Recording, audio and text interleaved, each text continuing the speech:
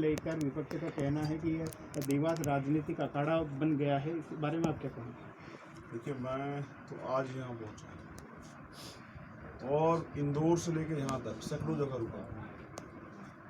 एक बहुसंख्यक भीड़ जो रोड पे जमा थी, उसका यही कहना था कि इस घटना की सीबीआई जांच होनी चाहिए।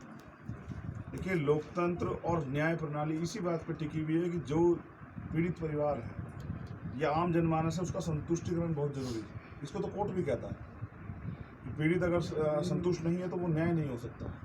तो पीड़ित परिवार, मैं भी पीड़ित परिवार से मिला, वो जो भाई, अभागा भाई जो वहाँ, वो बहन, और उन्होंने जो मुझे बताया उसके बाद मुझे भी लगता है, उनकी मांग भी है कि इस घटना की सीबीआई जांच होनी चाहिए। क्योंकि मैं पूरे देश के लोगों में से संदेश प्राप्त करता रहता हूँ, तो ये चर्चा आज यहाँ नहीं बची है, ये पूरे देश में चली गई। और पूरे देश में इस बात को लेकर आक्रोश है कि एक परिवार के 5-5 लोगों का मर्डर हो गया है, 48 दिन तक बॉडी भी बरामद नहीं हुई। और पुलिस, जो अपराधी है वो पुलिस के साथ घूम रहा था, और पुलिस जो है अपराधी, पीड़ित परिवार ने बताया कि अपराधी को कह रहे थे कि ये ढूंढ तो देंगे, आप अपने काम पे चले जाओ। यानी कि इसमें षड्यंत्र है। जिस 48 दिन जहाँ ये सब चीज़ें हुई हों, ऐसे अयोग्य थाना अध्यक्ष पर अब तक कोई कार्रवाई नहीं हुई, यहाँ के सर्किल अधिकारी को कार्रवाई नहीं। क्या आदिवासी दलित जो हैं ये कीड़े मकोड़े हैं कि इनकी हत्या करना जो है कोई अपराध नहीं है?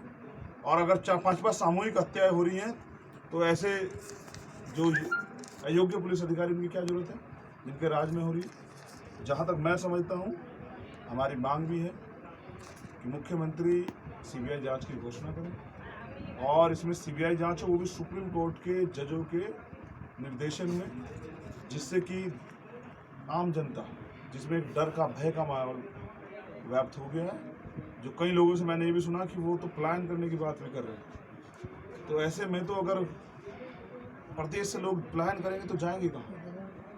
तो दुखद है। और जो अभी मुझे बताया गया कि मेडिकल रिपोर्ट, सब चीज़ें, मैं इन सब चीज़ों में क्योंकि रहता हूँ लॉयर होने की वजह से, मैं जानता हूँ कि 72 घंटे के बाद तो जीवित व्यक्ति से, जीवित जो है, जो पीड़ित है, उससे पुष्टि नहीं होती। बलात्कार की, सब चीज़ों की हम पुलिस उस पर टिप्पणी नहीं कर सकती है। तो हम तो देखते हैं 48 दिन बाद जो बॉडी मिली है, और जिस तरह से वहाँ बताया गया कि भाई वहाँ नमक डाला गया, यूरिया डाला गया, और भी कोई केमिकल शायद डाला हुआ, जिनका इतना अच्छा प्लान था, तो क्यों नहीं वो एविडेंस नष्ट किए होंगे? तो एविडेंस टेम्परिंग का मुकदमा भी होना चाहिए, और सेक्शन 4 का मुकदमा इन अधिकारियों पर होना चाहिए जो यहाँ बैठे हुए चैन से सो रहे हैं। वो परिवार डर के साए में है, तो उस परिवार की सुरक्षा के लिए और सुरक्षा के साथ इस मामले को फास्ट ट्रैक कोर्ट में चलाया जाए, अपराधियों को सख्त से सख्त सजा हो, सीबीआई जांच हो, और जो अधिकारी कर्मचारी इसमें इन्वॉल्व है, जिन्होंने न्याय को प्रभावित करने का काम किया, जो नेता इसमें इन्वॉल्व है, उन पे भी जो है शिकंजा कसा जाए, जिससे कि मध्य प्रदेश की जनता जो है वो ये समझे कि सरकार में न्याय भी होता है। और अगर ये नहीं होता तो हम ये मान लेंगे कि ये मुख्यमंत्री जो है ये आदिवासी और दलित विरोधी है, और ये कभी नहीं चाहता कि न्याय हो आदिवासियों के साथ। ये अपराधियों का जो फोटो वायरल हुआ था क्षेत्रीय विधायक और मुख्यमंत्री के लड़के के साथ में, इसमें आप किस नज़र से देखते हैं? देखिए, अगर 48 दिन तक अपराधी जो है खुला घूम रहा है, तो अगर हमारा सिस्टम इतना कमज़ोर हो गया है कि उसको अपराधी के साथ घूमते हुए उसको पता नहीं है, जबकि पीड़ित परिवार ने मुझे बताया कि हमने उनको शक जाहिर किया था कि इस व्यक्ति द्वारा ये हो सकता है, और फिर उस व्यक्ति के हौसले तो देखिए। उस पीड़ित बच्ची ने मुझे बताया कि वो हमसे भी कह रहा था कि तुम दोनों मेरे साथ चलो, किसी बाबा के पास जाके पता करके आएंगे, वो बता देंगे कि वो लोग कहाँ हैं। यानी कि इतना बड़ा घटना को अंजाम दिया गया, प्री प्लानिंग, और फिर उसको छिपाया गया। तो इसका मतलब ये अकेले कुछ लोगों का तो काम नहीं है। 4 लोगों के खिलाफ और उन्होंने शक जाहिर किया, उन पर कार्रवाई तक नहीं हुई, उनको तो पूछताछ के लिए भी नहीं बुलाया। तो कहीं ना कहीं सत्ता का संरक्षण अपराधियों को मिल रहा है, और मैं इस बात को पूर्ण बेहतर तरीके से समझता हूँ कि अगर अपराधियों को सत्ता का संरक्षण होगा तो अन्याय बढ़ेगा। कल किसी और परिवार के साथ होगा तो हम आज इसलिए लड़ रहे हैं, कल किसी और परिवार के साथ ये ना हो। और ऐसी कानून व्यवस्था क्या फायदा जो न्याय नहीं दिला सकती है? इतनी मोटी मोटी तनख्वाह लेने वाले अधिकारी कर्मचारी किस लिए हैं?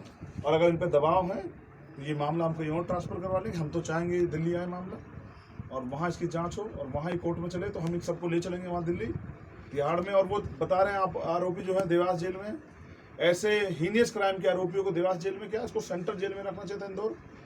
तो जिनको सत्ता का संरक्षण है वो तो वहाँ भी मौज में होंगे, मर तो हमारे लोग गए हैं। और मैंने कहा कि वो तेजाब और वो यूरिया और वो नमक जो है उन बच्चों पे नहीं है, वो हमारे पूरे समाज के ऊपर फेंका गया है और हम इसको इस दर्द को भूलेंगे नहीं जब तक उनको सजा नहीं। आज आपके संबोधन में एक चीज बार बार आई कि मीडिया ने सहयोग नहीं किया, जबकि स्थानीय मीडिया ने ही इस मामले को उठाया। क्या कहेंगे आप? मैं स्थानीय मीडिया का धन्यवाद करता हूं, लेकिन मैं जहां मैं रहता हूं दिल्ली में, वहां अगर नाली का वो भी हट जाए तो भी चर्चाएं होती है, डिबेट होती है। अगर कोई स्टेटमेंट दे तब डिबेट होती है, लेकिन 5-5 लोगों की हत्या हुई और मेन स्ट्रीम मीडिया चुप है, वो कोई चर्चा नहीं कर रहा है। क्या मानवाधिकार आयोग कहाँ है आज? सारे नेशनल न्यूज चैनलों पर ये खबर चल रही है। महिला आयोग कहाँ है? और अगर चल रही है तो मुख्यमंत्री क्यों नहीं आते? मुख्यमंत्री किसको बचाना चाहते हैं आखिर? क्यों सीबीआई जांच की मांग नहीं कर रहे हैं जब पीड़ित परिवार चाहता है? क्यों उसके ऑर्डर नहीं कर रहे हैं? तो मैं समझता हूं कि मीडिया, जिन मीडिया के साथ धन्यवाद, जो मदद की, जिनकी वजह से हम यहाँ पहुँच पाए, उनका धन्यवाद करते हैं। और जो मीडिया के लोग किसी दबाव में नहीं कर पा रहे, मैं उनसे भी कहता हूँ कि मीडिया की जिम्मेदारी है कि वो इन घटनाओं को जनता की पटल पर रखे और सरकारों से सवाल करे, जिससे कि न्याय सुनिश्चित हो सके। सर, आप उत्तर प्रदेश से बिलोंग करते हैं, तो उत्तर प्रदेश और मध्य प्रदेश में क्राइम क्या अंतर लगता है आपको दोनों प्रदेश में? नहीं, मुझे लग रहा है कि अयोग्य मुख्यमंत्री जहाँ भी होगा वहाँ तो क्राइम होगा ही। जहाँ ऐसी सरकार होगी जो इस क्राइम को क्राइम नहीं मान रही है, क्या मैं पूछना चाहता हूँ उससे, मुख्यमंत्री क्या इस आदिवासी परिवार को कीड़े मकोड़े समझ रहे हैं जो उनके पास मिलने आने का समय नहीं है? वो शादियों में जाते हैं, ब्याहों में जाते हैं, एक मंत्री नहीं मिलने आता। एक मंत्री आज आया तो क्योंकि चंद्रशेखर आ रहा है तो मिलने आ गया, तो मिलने आके क्या करोगे? न्याय कौन देगा? तो मैं समझता हूँ कि मध्य प्रदेश में भी और उत्तर प्रदेश में भी और कहीं कोई और राजस्थान, कोई सा प्रदेश हो, अन्याय तो सब जगह हो रहा है। सर, आपकी और पीड़ित परिवार के बीच 20 से 25 मिनट चर्चा हुई। क्या चर्चा में सामने आया और क्या आपको बताया गया? देखिए, बहुत कुछ सामने आया। मैं बहुत सारी बातें मीडिया के सामने नहीं कहता, अपराधी सतर्क हो जाए जी। लेकिन हमने, हमारे लीडर्स लोग यहाँ बैठे, हमने उनसे इस बात पर चर्चा की है और एक बड़ा आंदोलन जो है इस पर चलेगा। किसी भी कीमत पे हम अपराधियों को खुला नहीं घूमने देंगे। और मुख्यमंत्री अगर ये सोचते हैं कि वो चैन से पढ़ के सोएंगे और हम यहाँ रोएंगे खून के आंसू, नहीं, हम उनको भी चैन से नहीं सोने देंगे। हमारी लीडरशिप जो तय करेंगे आंदोलन, सर, तो मुझसे भी जो उम्मीद करेंगे, अगर मुझे दोबारा बुलाएंगे तो मैं भी रहूँगा। मगर मैं अब कल दिल्ली से हमने तय किया कि हम अपनी लीडरशिप से बात करके जल्दी जो है मध्य प्रदेश भवन का गिराव करेंगे दिल्ली में, और जो बाकी यहाँ जो भी आंदोलन होगा वो यहाँ की लीडरशिप जो तय करेगी, हम उसके साथ करेंगे। सर, आपके और यहाँ के कार्यकर्ताओं, जेएस पार्टी के कार्यकर्ताओं के बीच बंद कमरे में चर्चा हुई। सर, आगामी क्या तैयारी आपकी लगती है? यही चर्चा है कि अकेले क्यों मरे, जब लड़ाई एक है, रास्ता एक है, और जब एक जैसे लोग उसे पीड़ित हैं और अधिकार एक जैसे लोग छीन रहे हैं, तो क्यों नहीं मिलकर लड़ रहे हैं? और ये जो पीला गमछा आज आप देख रहे हैं, मैं तो हमेशा बहुजन एकता पे हुआ है, तो हम इस बात को आगे बढ़ाएंगे कि अब अपनी लड़ाई को हम मिलकर लड़ेंगे, ऐसे इकट्ठा होकर। मैंने तो वहाँ भी मुट्ठी बंद करवाई थी ऐसे कि हम एक है और हमें एकजुटता से इस सिस्टम से लड़ना पड़ेगा।